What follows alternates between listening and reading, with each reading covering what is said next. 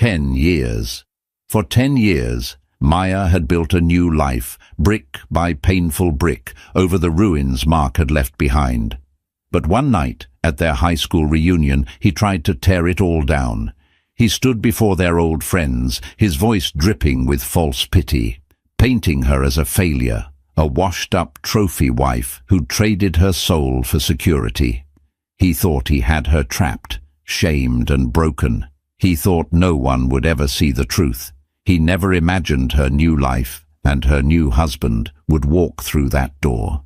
The invitation had been sitting on the marble island in her kitchen for 3 weeks, a crisp, cream-colored rectangle of judgment.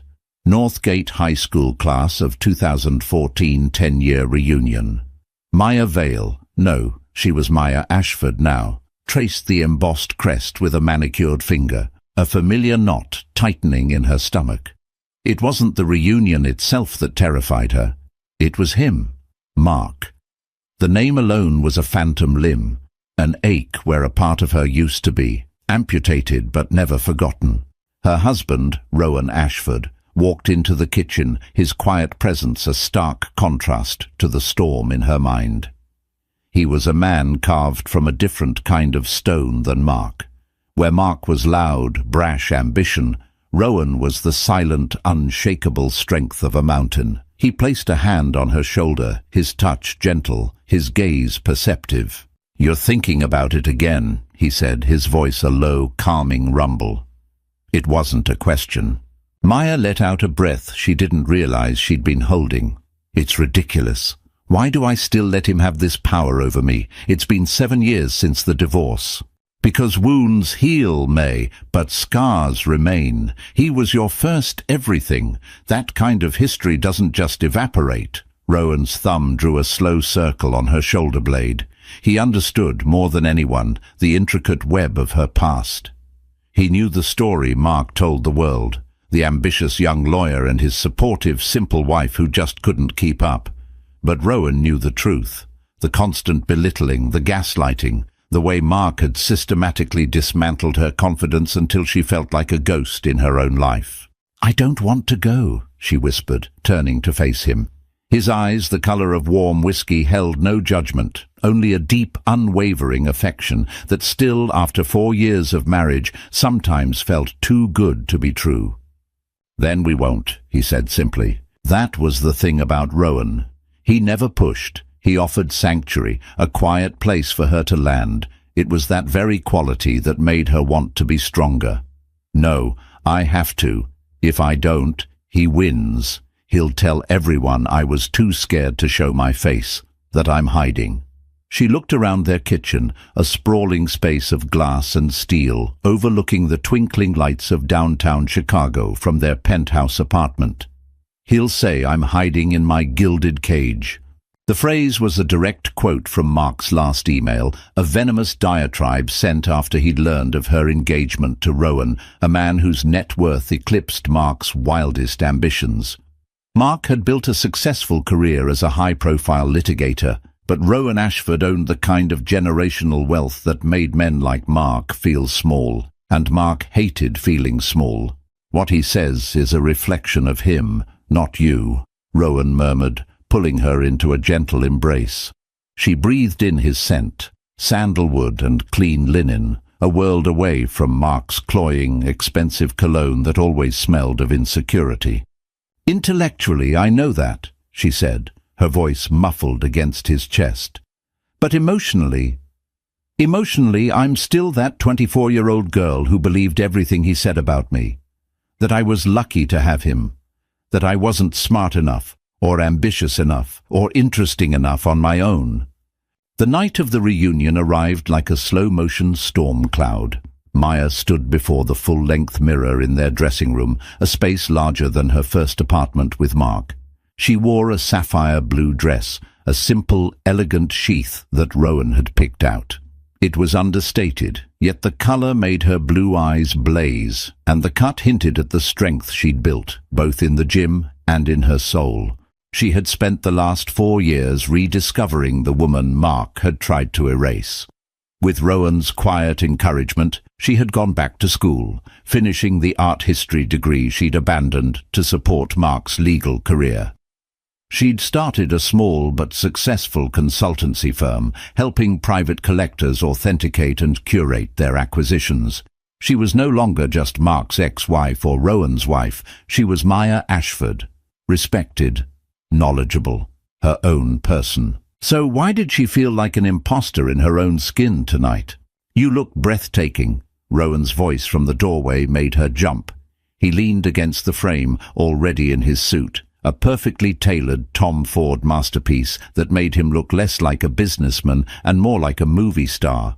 But his eyes weren't on the dress, they were on her face. "But you also look like you're about to face a firing squad."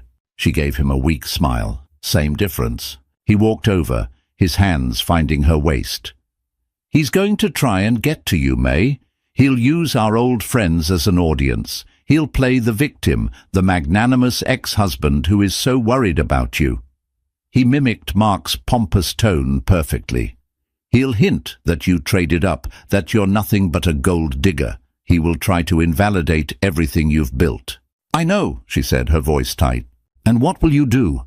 Maya looked at her reflection, at the woman staring back at her. The fear was still there, a faint tremor behind her eyes. But underneath it, something else was stirring, a flicker of defiance. The woman Mark had married would have crumbled.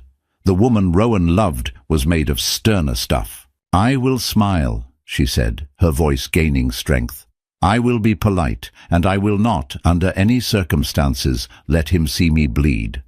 Rowan's lips curved into a proud smile. He was supposed to be at a charity gala tonight, a prior commitment he couldn't break. He would join her at the reunion later if he could get away. For the first few hours, she would be on her own. It was a test, she knew.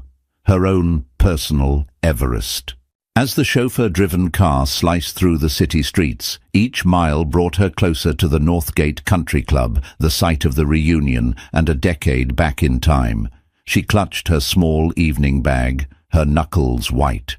It wasn't just about seeing Mark, it was about facing the ghosts of who she used to be and proving once and for all that the gilded cage was not a prison but a fortress she had helped build. And tonight, for the first time, she was ready to defend it.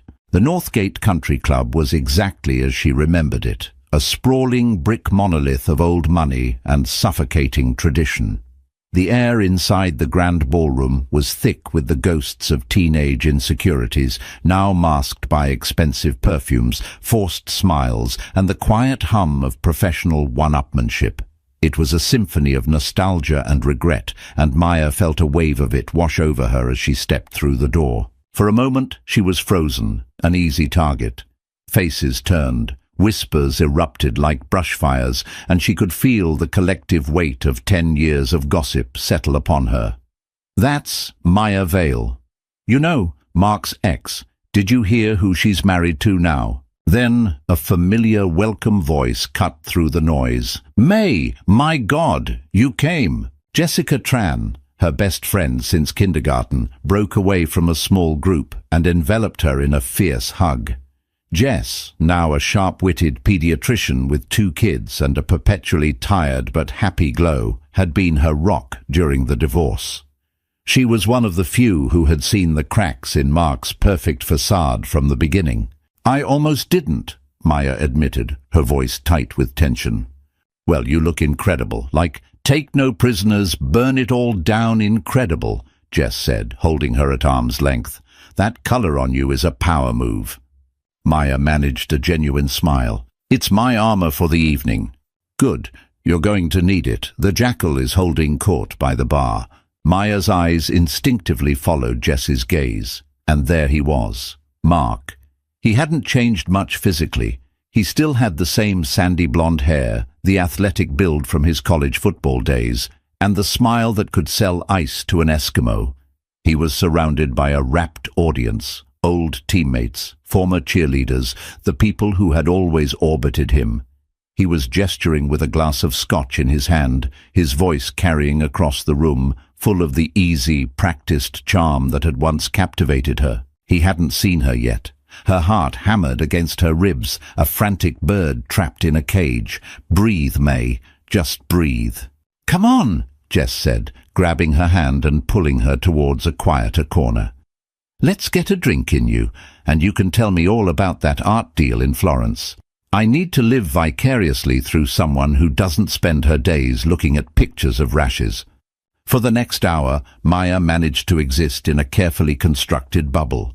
She and Jess reconnected with a few genuinely kind people from their past. Nerdy, sweet David Chen, now a successful app developer, and quiet, artistic Sarah Bell, who owned a thriving floral design business.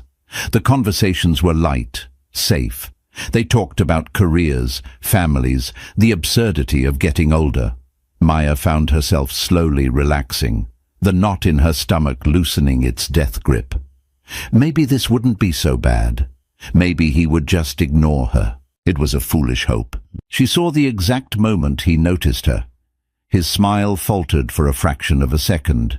His eyes, the pale, chilly blue she once thought were so beautiful, narrowed slightly. A predator spotting its prey. He excused himself from his group, his movements smooth and deliberate as he began to weave his way through the crowd towards her. Jess squeezed her arm. "Showtime," she muttered under her breath. "Remember who you are." Maya squared her shoulders, her fingers tightening around the cool glass of her sparkling water. She would not run. She would not hide. "Maya, I almost didn't recognize you," Mark said, stopping in front of them. His voice was a silken sheath over a blade. His eyes did a slow, deliberate sweep of her body, from her designer heels to her simple pearl earrings, lingering for a moment on the sapphire and diamond ring Rowan had given her. It was a look designed to be both appreciative and dismissive, as if he were appraising livestock. "You clean up well." It was the same backhanded compliment he'd used for years. "You look nice tonight, May. It's amazing what a little effort can do." The old Maya would have flushed and stammered. The new Maya met his gaze without flinching. "Hello, Mark. You haven't changed at all." She delivered the line with a cool, neutral tone, letting the ambiguity hang in the air. A flicker of annoyance crossed his face before he masked it with his trademark charm. Still the same old Mark, working hard, fighting the good fight. He turned his smile on Jess. "Jess, great to see you. How's the family?" He was playing the part of the gracious, friendly guy, the bigger person. It was a calculated performance for the people who were now subtly watching their interaction. "We're great, Mark," Jess replied, her tone clipped and cool. Mark's attention snapped back to Maya. "So I hear congratulations are in order. You landed the big one, Rowan Ashford. That's impressive. Must be nice not to have to worry about anything anymore." The first shot had been fired. It was subtle, a carefully worded insinuation lobbed in front of their peers. "You didn't earn your life, you married it." "I'm very happy, Mark," Maya said simply, refusing to take the bait. "Oh, I'm sure you are. It's a long way from our tiny walk-up in Wrigleyville, isn't it?" He laughed, a sound that was meant to be shared and nostalgic, but was edged with something sharp and bitter. "Remember how we used to count pennies to afford pizza on a Friday night? I guess you're eating off gold plates now, huh?" He was building his narrative, piece by piece. He was the salt-of-the-earth guy they all remembered, the one who'd built his success from scratch. She was the one who had taken a shortcut, who had abandoned their shared history for a life of unearned luxury. He was creating a power imbalance, casting himself as the relatable hero and her as the detached, unknowable elite. "I remember our history very well, Mark," she said, her voice dropping a notch, a hint of steel entering her tone. "I remember all of it." His smile tightened. He knew she wasn't just talking about the pizza. She was talking about the nights she'd stayed up typing his briefs, the promising job interviews she'd turned down so she could support his dreams, the inheritance from her grandmother that had paid for his bar exam fees, an investment he had long since forgotten to mention. He was about to retort when someone clapped him on the shoulder. It was Tom Riley, the former quarterback and one of Mark's closest acolytes. "Mark, buddy, we're about to do toasts. You've got to say a few words." Mark's face lit up. An audience, a microphone. It was his natural habitat. He gave Maya a final, condescending smirk. "You'll have to excuse me. Some of us still have to network." He turned and walked towards the stage, leaving Maya standing in the silent, churning wake of his arrival. Jess let out a low whistle. The narcissist has landed, and he's preparing for a public execution. Maya watched him take the stage, her blood running cold. This was worse than she had imagined. He wasn't just going to shame her in a private conversation. He was going to do it in front of everyone. The clinking of a knife against a champagne flute cut through the ballroom's chatter, a high, piercing sound that demanded attention. Every head turned towards the small, makeshift stage where Mark stood, bathed in the warm glow of a spotlight. He held a microphone in one hand and his half-empty glass of scotch in the other, looking every bit the master of ceremonies. To anyone who didn't know him, he looked confident, charming, and completely at ease. Maya knew better. She recognized the predatory gleam in his eyes, the subtle tension in his jaw. This was Mark in his element, a courtroom of his peers, and he was both prosecutor and star witness. "Hey, everyone!" he began, his voice booming through the speakers. A chorus of cheers and whistles answered him. "It is so good to see all of you. 10 years. Can you believe it? Some of us look a little older." He paused for laughter. "Some of us look a little richer." His eyes swept the room and landed, for a pointed second, on Maya. "And some of us are just happy to still be standing." He was a master of insinuation. Each word was a carefully chosen pebble tossed into the pond of public opinion to create ripples of speculation. Maya stood rigid, Jess's hand a warm, steadying presence on her back. She could feel the curious glances of their classmates, their faces a mixture of intrigue and pity. "I look around this room and I see a lot of success stories," Mark continued, his tone shifting to one of feigned sincerity. "Doctors, entrepreneurs, parents, people who have worked their tails off to build something real, something they can be proud of." He took a sip of his scotch, letting the statement hang in the air. The subtext was clear. Real success was earned through struggle, not marriage. His gaze found Maya again, this time holding it. He raised his glass in a mock toast. "And I want to give a special shout-out to my ex-wife, Maya Vale." A murmur went through the crowd. It was audacious, even for Mark. To call her out by her maiden name, to do it so publicly. It was a calculated move to strip her of her current identity and drag her back into a past he controlled. "Some of you might not know, but May and I were high school sweethearts. We built a life together from nothing." He shook his head, a sad, nostalgic smile playing on his lips. "I put everything I had into my career, into building a future for us. And she was right there alongside me, for a while." The phrase, "for a while," was laced with a delicate poison. It suggested she had abandoned the mission, that she had lacked the fortitude to see the struggle through. Maya's hands clenched into fists at her sides. She could feel the blood pounding in her ears. He was rewriting their history in real time, painting himself as the hard-working, forsaken husband. "Life takes us in different directions," he went on, his voice dripping with false magnanimity. "Paths diverge. People change. And while my path was maybe a little steeper, a little harder, I wouldn't trade the grind for anything. It builds character. It teaches you what's really important." He was spinning a web, and she was at the center of it. Every word was designed to diminish her, to frame her present happiness as shallow and unearned. He was preying on the classic trope of the gold digger, a narrative as old as time and just as effective.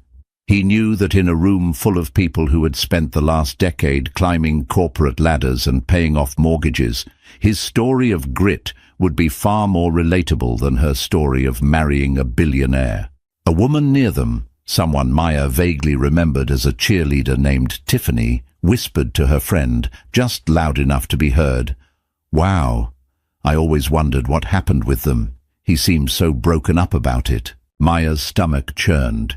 It was working. He was casting his spell, and they were all falling under it.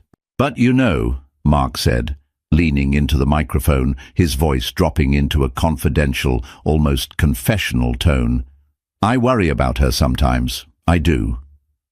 He looked directly at Maya now, his eyes filled with a theatrical concern that made her skin crawl. "When you get handed everything on a silver platter, you can lose touch with reality. You can forget who you are, where you came from. You can forget the people who were there for you when you had nothing." This was the first stone. It wasn't a direct accusation, but an expression of concern. It was a masterful piece of manipulation, framing his cruelty as kindness. He wasn't attacking her, he was worried about her. He was the good guy, the caring ex-husband who just wanted what was best for her. The silence in the room was deafening. Everyone was watching her, waiting for her reaction. A tear, a denial, an angry outburst. Any emotional response would be a victory for him, proof that his words had hit their mark.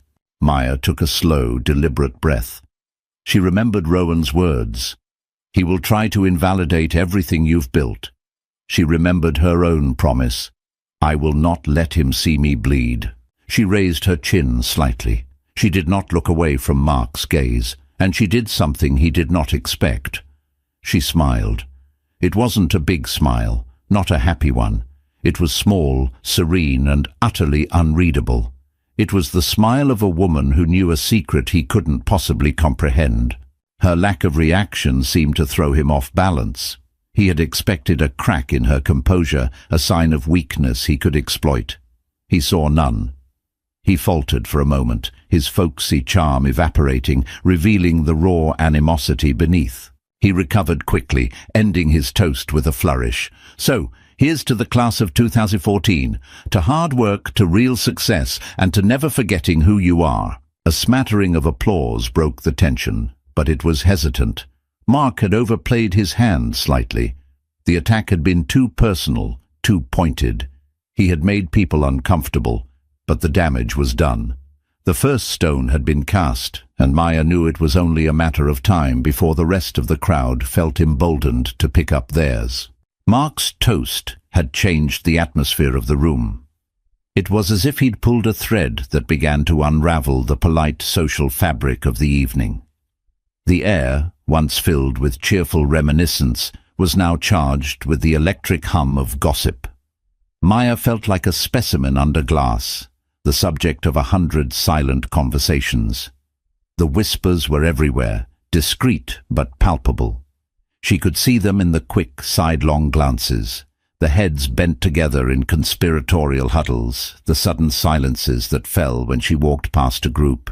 Jess, fiercely loyal, tried to run interference. "Don't listen to them, May. They're vultures. They feed on this stuff." But the judgments were impossible to ignore. They were subtle, delivered not in outright accusations, but in the careful phrasing of questions. "Maya, it's so good to see you." It was Bethany Wells, a woman who had peaked in high school as the queen bee and now seemed desperate to cling to any semblance of social relevance. Her smile was wide, but her eyes were sharp and probing.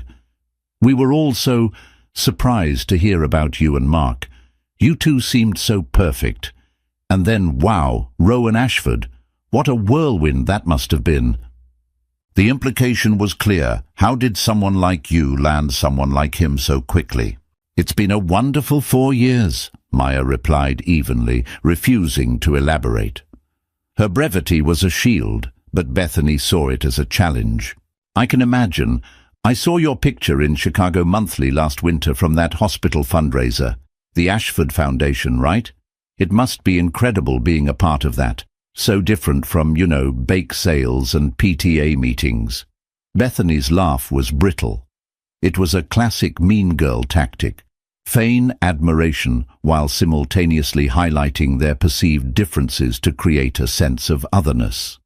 She was reminding everyone that Maya no longer belonged to their world. Before Maya could respond, Scott Peterson, one of Mark's former football buddies, sauntered over, a beer in his hand and a smug look on his face. "Vale! Or Ashford, I guess. Mark was just telling us about the old days. Man, we were broke back then. But we had fun, didn't we? Nothing beats earning your first real paycheck, you know. He clapped Mark, who had conveniently reappeared on the back. This guy's a killer in the courtroom. Built his firm from the ground up. You must be so proud of him. The question was a deliberate jab designed to force her into an awkward position. If she agreed, she validated Mark. If she disagreed, she looked bitter. Mark's ambition was always one of his defining qualities, she said, her voice a carefully polished surface. It was the truth, but stripped of any warmth. Mark draped an arm around Scott's shoulders, playing the part of the magnanimous leader. "Oh, that's ancient history, Scotty. We've all moved on to bigger and better things." He looked at Maya. "Some of us just had to climb a taller ladder to get there." The whispers grew louder, the judgments more pronounced. Each interaction was a small paper cut, insignificant on its own, but collectively they were beginning to bleed her resolve.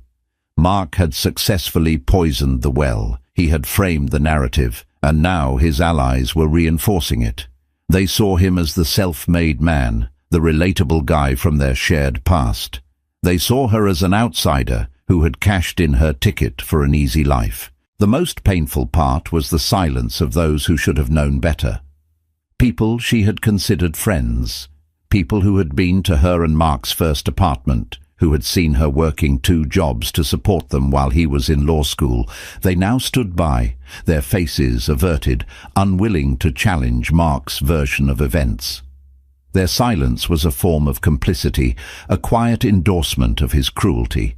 It fed her deepest fear, that Mark had been right all along, that she was forgettable, insignificant, her contributions easily erased from history. She retreated to a small, empty table in the corner, needing a moment to breathe. The ballroom felt like it was closing in on her, the cheerful music a mocking counterpoint to the turmoil in her chest. She watched Mark work the room, laughing, shaking hands, accepting pats on the back. He was glowing with a victor's confidence. He was not just shaming her, he was rallying support, solidifying his social standing at her expense. This was his hidden motive, she realized. It wasn't just about hurting her, it was about power.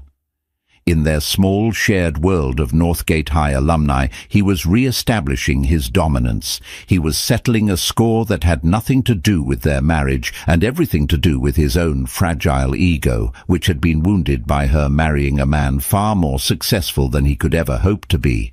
A figure approached her table, and she braced herself for another assault.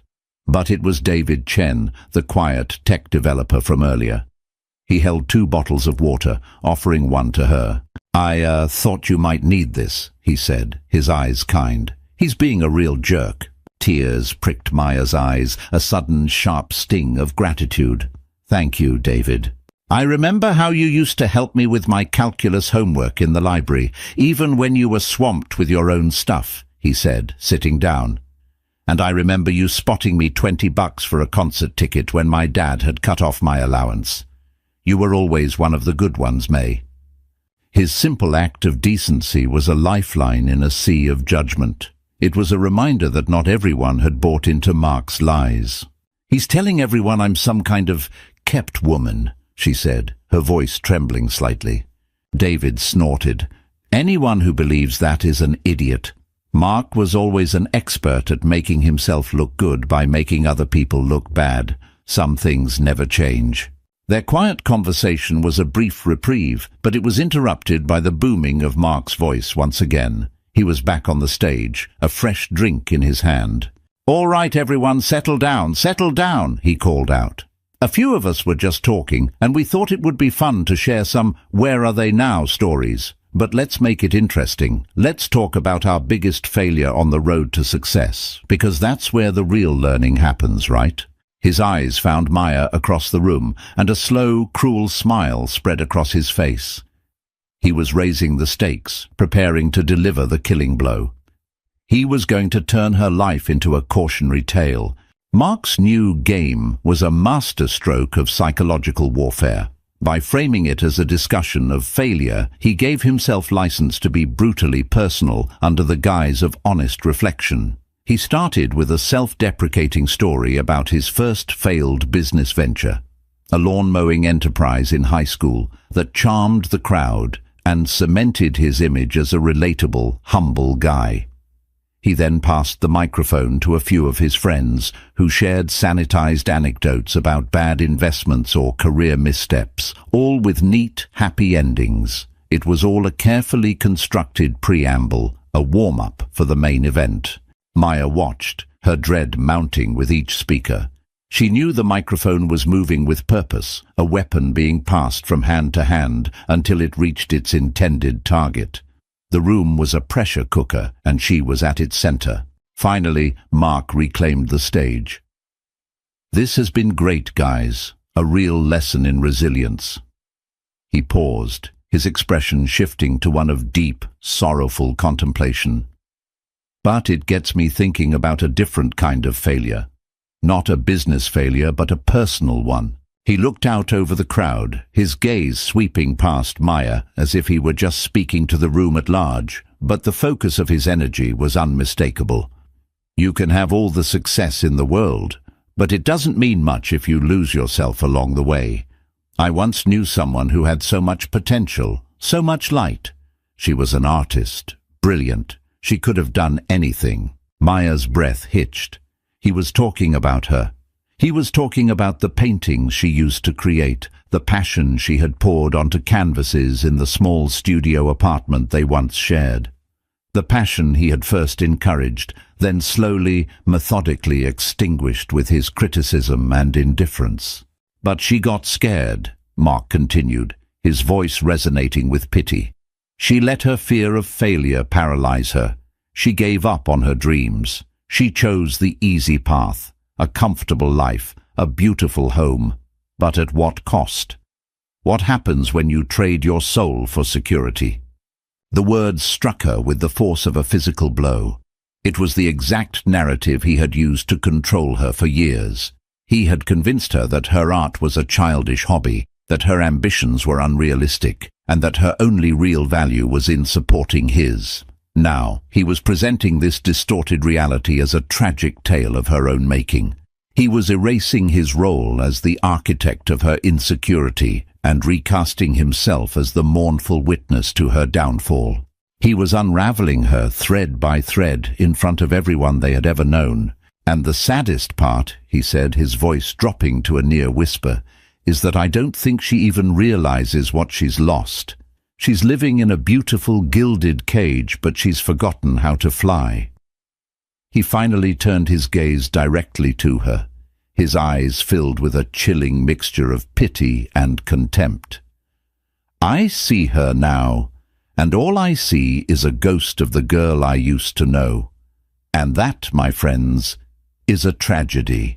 Silence, thick, suffocating silence. He had done it. He had painted her as a hollow shell, a failure not of career, but of character, a woman who had sold her very essence for a life of luxury. It was a perfect, damning portrait, and in the shocked, pitying faces of her classmates, she could see that they believed him. The carefully constructed walls of her composure began to crumble. The sapphire dress felt like a costume, her confidence a fragile mask. Underneath, she was that 24-year-old girl again, the one who looked in the mirror and saw only what Mark told her was there. Not enough. Never enough.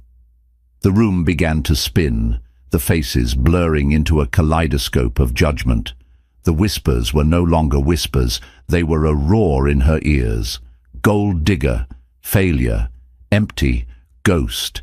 Jess grabbed her hand, her knuckles white. "May, breathe, he's lying, it's all lies." But the lies were so potent because they were built around a kernel of her own buried fears. Had she taken the easy way out? Was her life with Rowan, as wonderful and loving as it was, a beautiful distraction from her own abandoned potential? Mark's poison was working because it was activating a poison she had been carrying inside herself for years. He had won. He had stripped her bare, exposed her deepest insecurities, and invalidated her entire existence in less than 5 minutes. He stepped off the stage, not looking at her, his work complete. He was immediately surrounded by sympathetic friends, offering him a consoling pat on the shoulder, their expressions confirming that they saw him as the noble, wounded party. Maya felt a desperate need to flee, to run from the room, from the pitying stares, from the suffocating weight of Mark's narrative. She took a half step towards the exit, her vision tunneling. And then the grand ballroom doors at the far end of the room swung open. A man stepped inside. He wasn't loud or ostentatious, but his presence seemed to suck the very air out of the room. He was tall and impeccably dressed, but it was the aura of quiet, unshakable authority that commanded instant attention.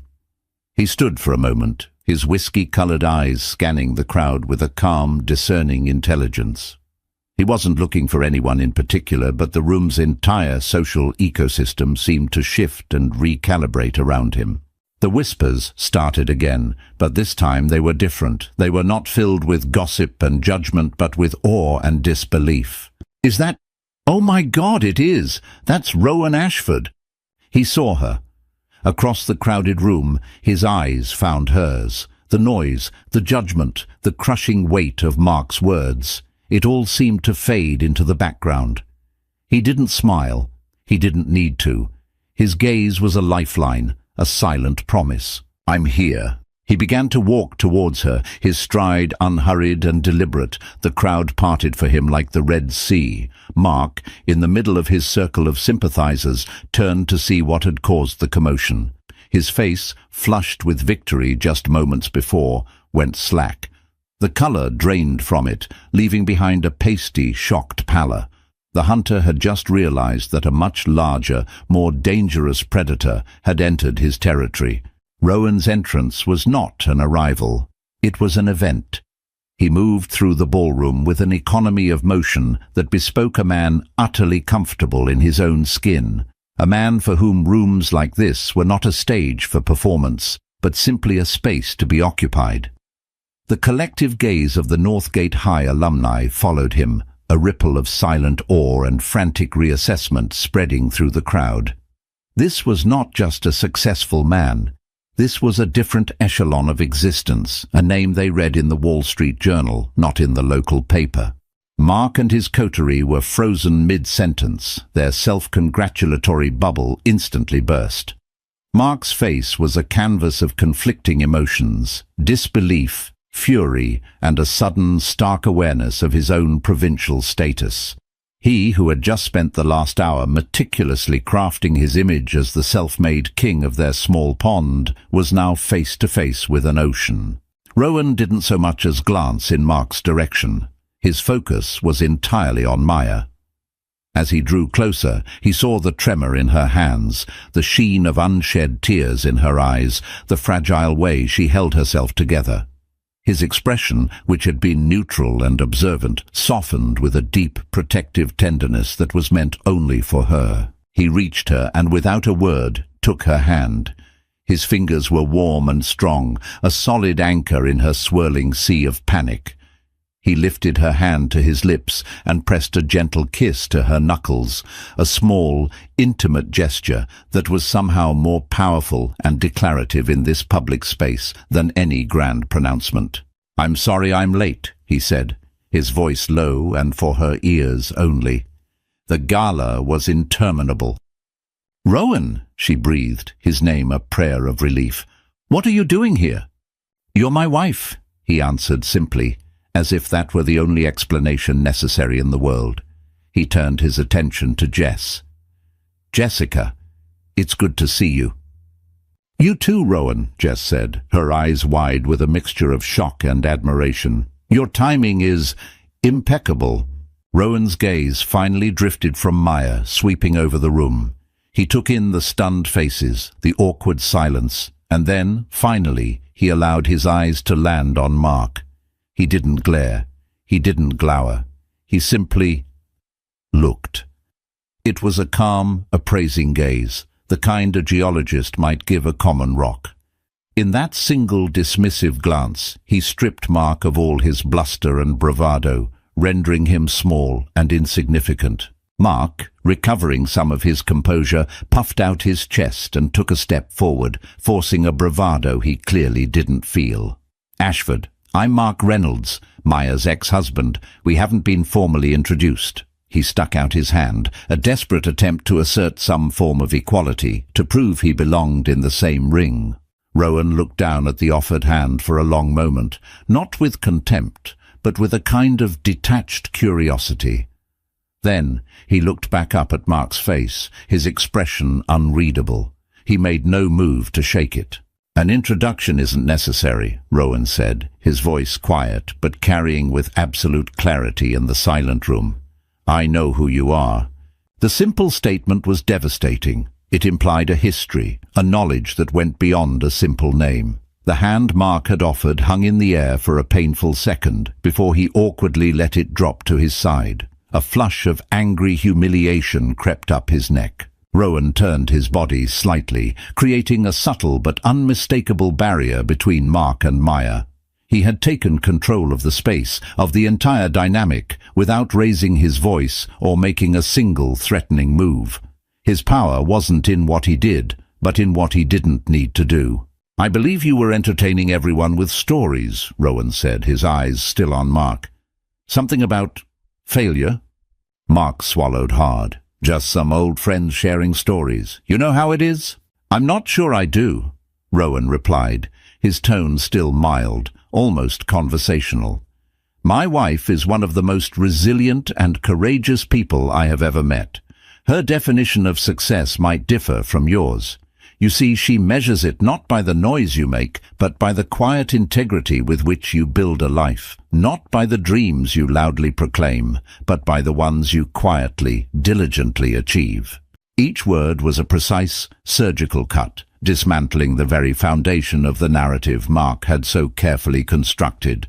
He wasn't just defending Maya, he was redefining the terms of the entire debate. Maya stared at him, her heart swelling with a feeling so immense she could hardly contain it. He hadn't stormed in, fists swinging. He hadn't caused a scene. He was defending her with his intelligence, his dignity, and his unwavering belief in her. He was showing everyone in the room the man he was, and in doing so, he was showing them the woman he saw when he looked at her.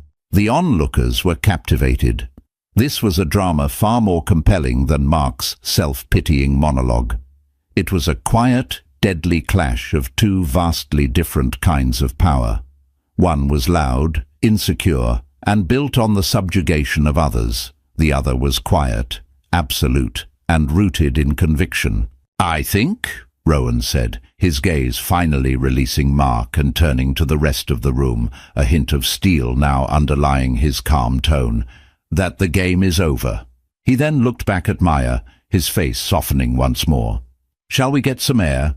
He didn't wait for an answer. Keeping her hand firmly in his, he began to lead her away from the toxic epicenter of the room. The crowd once again parted for them. They walked past the stunned faces, the open mouths, the dawning comprehension in the eyes of their classmates. As they reached the doors, Maya chanced one last look back. Mark was standing alone, his former audience having subtly drifted away, not wanting to be associated with the losing side. He looked deflated, his cheap victory having turned to ash in his mouth. For the first time that night, he looked exactly like what he was, a bully who had just been put in his place. The cool night air was a balm on Maya's flushed skin. Rowan led her through a set of French doors onto a deserted stone terrace overlooking the golf course. The manicured green, bathed in the silvery light of the moon, was a landscape of perfect, ordered calm, a world away from the social battlefield inside. For a long moment they stood in silence, the distant sound of the party a muted thrum behind them. Maya finally let out a shuddering breath, the tension of the last few hours releasing from her body in a wave. "Thank you," she whispered, her voice thick with emotion. "You didn't have to do that." "Yes," Rowan said, turning to face her, his hands finding hers and holding them gently. "I did. I will not stand by and allow someone to speak about my wife that way, ever. He made me feel so small," she confessed, the shame of it still clinging to her. For a minute there, I almost believed him. I almost believed I was that person he described. He described a ghost, Rowan said, his voice firm, a fiction he created to soothe his own ego. The woman I see is a brilliant art consultant who single-handedly brokered the acquisition of a Monet for one of the most demanding collectors in the world. The woman I see is a partner, my most trusted advisor. The woman I see just secured a seat on the board of the Children's Literacy Foundation. A ghost couldn't do that, May. Only a formidable woman could. He was listing her accomplishments, not as a defense, but as a statement of fact. He was holding up a mirror, forcing her to see the reflection he saw, the truth that Mark's vitriol had tried to obscure. Just then, the French doors opened again. It was Mark. His face was a thunderous mask of rage. The public humiliation had festered, and his need for confrontation had overridden any sense of self-preservation. "I need to talk to you," he snarled, pointing a finger at Maya. "Alone." Rowan stepped forward slightly, a subtle but impassable shield. "I don't think so." "This is between me and her," Mark insisted, his voice rising. "This is about our history. You have no idea what we went through." "Oh, but I think I do," Rowan said, his voice dropping to a dangerously quiet level. The calm conversationalist was gone, replaced by a man of cold, hard authority. "I know, for instance, about the inheritance your wife received from her grandmother, the one that paid for your law school tuition and bar exam fees. An inheritance that was never repaid, not even acknowledged. I suppose that was part of the struggle you built your career on." Mark's jaw went slack. He looked as if Rowan had slapped him. How did you know that?" "When I fell in love with Maya, I made it my business to understand everything she had been through," Rowan said, his eyes like chips of ice. "I know about the job offer she had from the Art Institute of Chicago, the one you convinced her to turn down because it would have required her to travel, and you needed her home to type your briefs and host dinners for your partners. You called it a sacrifice for our future. An interesting term for sabotaging your wife's career to advance your own." Maya stared at Rowan, stunned. She had told him these things, of course, in quiet, tearful confessions over the years. But to hear them laid out so clinically, so factually, as evidence in a case against Mark, it was breathtaking. Rowan hadn't just listened to her pain, he had catalogued the injustices. "And I know," Rowan continued, his voice relentless, "that after your first big case, when you bought yourself a Porsche, you told Maya there wasn't enough money left for her to take the master's program she'd been accepted to, even though the tuition was less than a quarter of the price of your car." Mark was pale, stumbling backwards a step. "That's not... It was more complicated than that." "Was it? Or was it simply that your success required her failure, that for you to feel big, she had to be kept small?" Rowan took a step closer, and for the first time, Mark looked genuinely afraid. "You didn't just divorce her, Mr. Reynolds. You tried to systematically dismantle her. Her confidence, her ambition, her sense of self-worth. You speak of a gilded cage, but the only cage Maya was ever in was the one you built for her, brick by brick, with your insults, your condescension, and your monumental selfishness." The truth, delivered in Rowan's cold, precise monotone, was more damning than any angry shout. It sucked all the oxygen from the terrace. Mark stood exposed, not as a wronged ex-husband, but as a petty, emotional abuser. His hidden motives were no longer hidden. They were laid bare for all to see. It was never about love or history. It was about jealousy.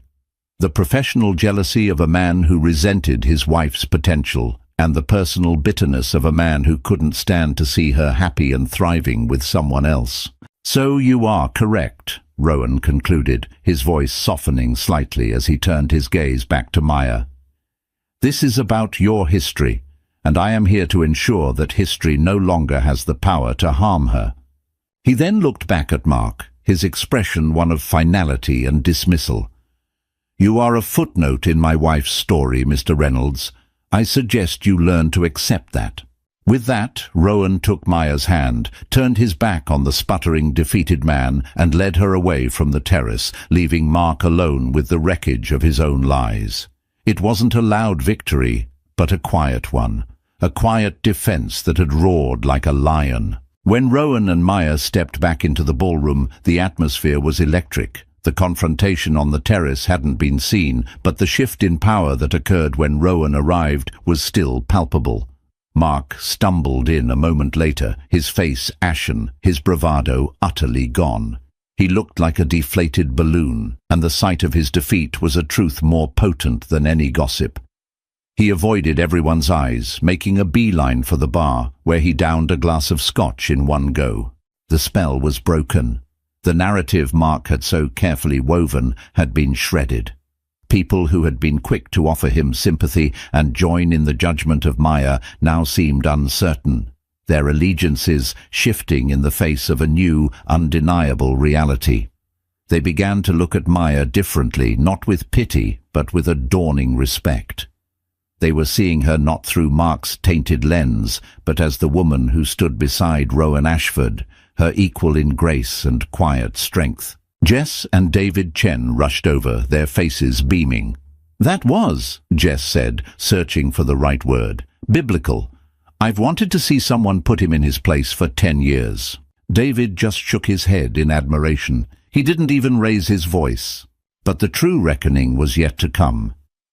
It wouldn't come from Rowan. It would come from Maya herself. Bolstered by Rowan's unwavering defense, feeling the ground solid beneath her feet for the first time all night, she felt a profound shift within her. The fear was gone, replaced by a cold, clear anger.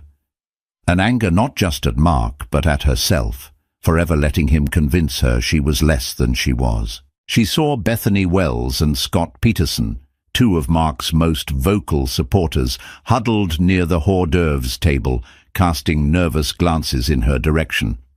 The old Maya would have ignored them, would have been content with her private victory. The new Maya, the woman Rowan saw, walked directly towards them. They fell silent as she approached, their discomfort obvious. "Bethany," Maya began, her voice calm and steady. "You mentioned earlier how different my life must be now. You're right, it is. For instance, my husband doesn't see my dreams as a threat to his own. He doesn't tell me my passions are foolish hobbies. He celebrates my success instead of trying to sabotage it. That's the primary difference, not the money." Bethany's face flushed a deep, mottled red. She opened her mouth to speak, but no words came out. Maya then turned to Scott. "And Scott, you said you were proud of Mark for building his firm from the ground up. You should know, the seed money for that firm came from my grandmother's inheritance, an investment I made in him because I believed in him, an investment he conveniently forgets to mention when he's telling his heroic origin story." Scott looked at the floor, at the ceiling, anywhere but at Maya. The truth of her words, delivered without malice but with unshakable conviction, had the undeniable ring of authenticity. She wasn't finished. Her voice rose slightly, not in a shout, but enough to draw the attention of those standing nearby. "For years, I let Mark define me. I let his voice become the only voice I could hear in my head. He told me I was weak, so I felt weak. He told me I was nothing without him, and I believed him." She looked across the room at Mark, who was watching the scene unfold, trapped and powerless. But he was wrong. The words were simple, but they resonated with the force of a revelation. It was her declaration of independence, spoken not just to the room, but to the ghost of the girl she used to be. "My life didn't begin when I met Rowan Ashford. It began when I left Mark Reynolds. Everything I have because I finally started believing in myself. The love and support of a good man was the fortunate tailwind, but I was the one who learned to fly again." Her speech was met with a stunned silence. She had not only defended herself, she had reclaimed her own story. She had taken the ugly, twisted narrative Mark had created and set it on fire. In its place, she had offered them the truth, and it was far more compelling. The reckoning was quiet, but absolute. It was in the ashamed faces of those who had been so quick to judge her. It was in the newfound respect in the eyes of her old classmates.